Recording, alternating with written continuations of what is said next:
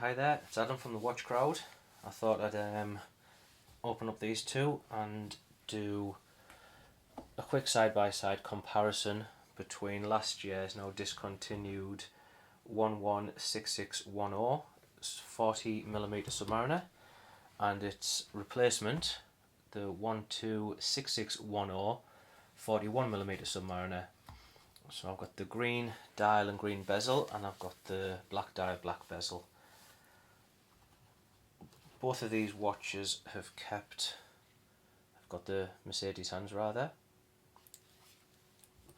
Still, there's not, as per usual with Rolex, there's not big changes. They're always very, very subtle, sometimes difficult to find even. But again, like I say, the buttons have stayed the same. The Mercedes hands the same. Placement of the indices on the dial. Only really small noticeable difference is at the 6 o'clock position where it says Swiss made. That has now still got Swiss made, but they've dropped a little crown inside.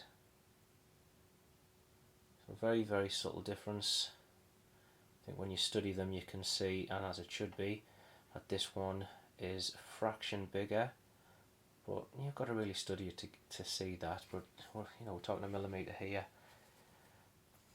The crowns on both watches, turn that around.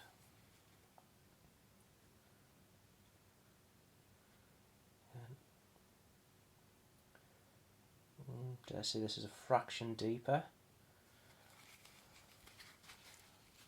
They've still both got the crown with 3 dots underneath, as it should have. So let's stick with the dial a second, and let's have a look at the lume on these. I'll just charge them up on this light.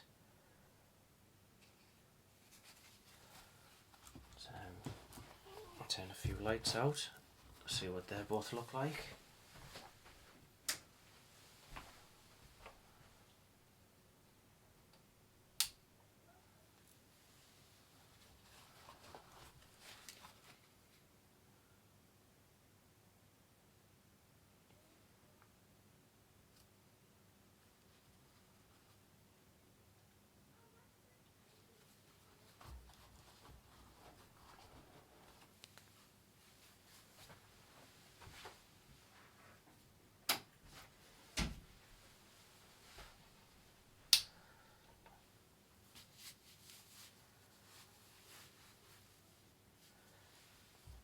The bezel on both of them have stayed the same as well. The fonts, markings, still got the unidirectional bezel. Oh no, you've got to go back round, haven't you? Got to get that to 12 o'clock.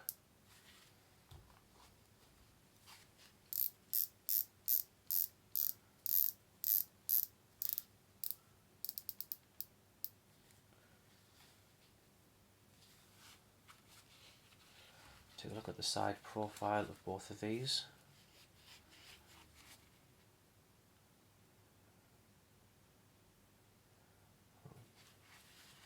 And from the front again.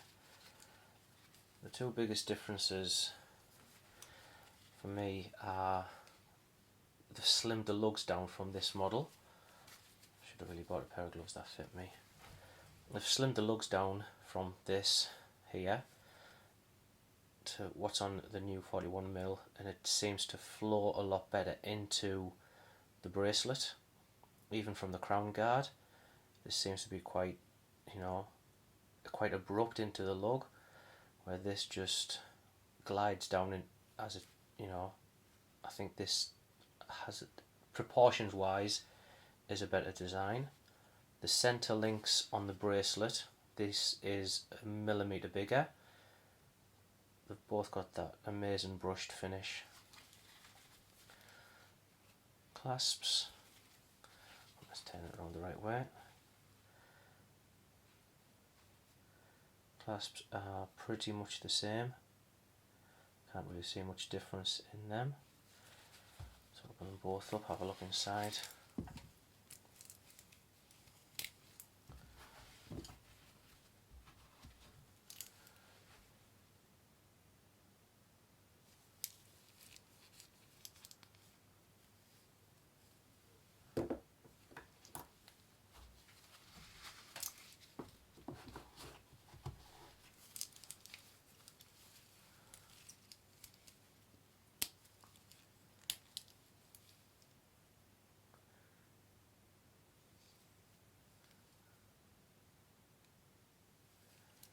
One of the nicest deployment clasps I think available, Rolex. Such a smooth glide to that, and it clicks in place, absolutely brilliant.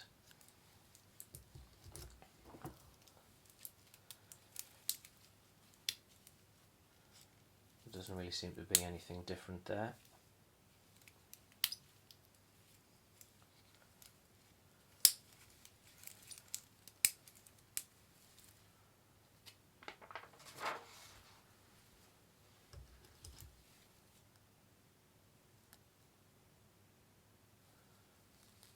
Just to go back to the crown again, they both have the triple lock waterproof system to the 300 meters.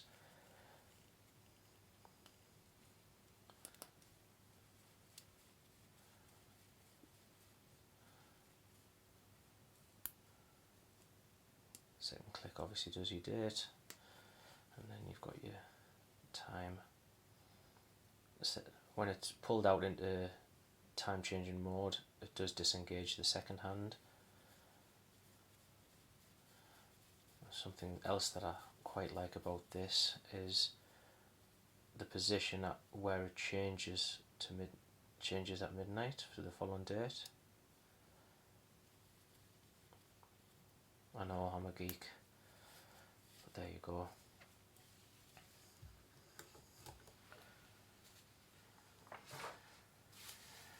So let's talk about the movements between these two. I'll put that back over there. That one there. So the old movement, which is it was still an in-house movement by Rolex, is the 3135, which has now been upgraded to the 3235. The biggest difference is the 70-hour power reserve, which it's great to be able to just, you know, if you're like me and you do like to change your watches, you know, have a regular rotation, it's nice to come back to that after a few days and it still be working. I think I'll just show what these look like on my wrist, because I've got quite a thin wrist. Quick wrist check while we're at it. Got my Smith's recreation piece on today. Just been getting a lot of wrist wear at the moment. I'll start with this. Now for me, with this having the deeper case to it, it does sit just that fraction higher on my wrist.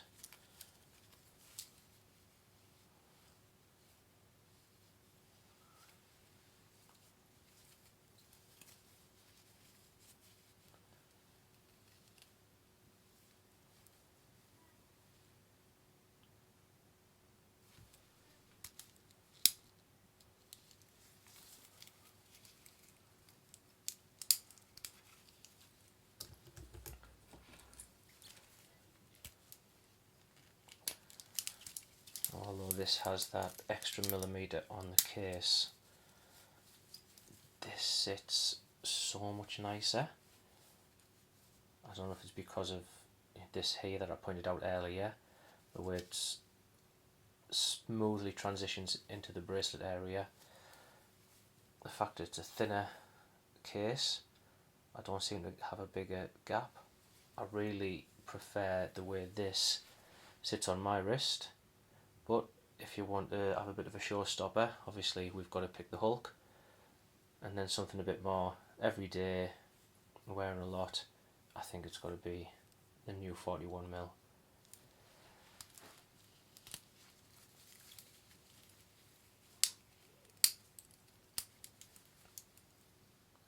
If you'd like to know anything else that I might have missed off here, drop a comment and I'll try and update it. Thank you very much for having a watch of this. Goodbye everyone.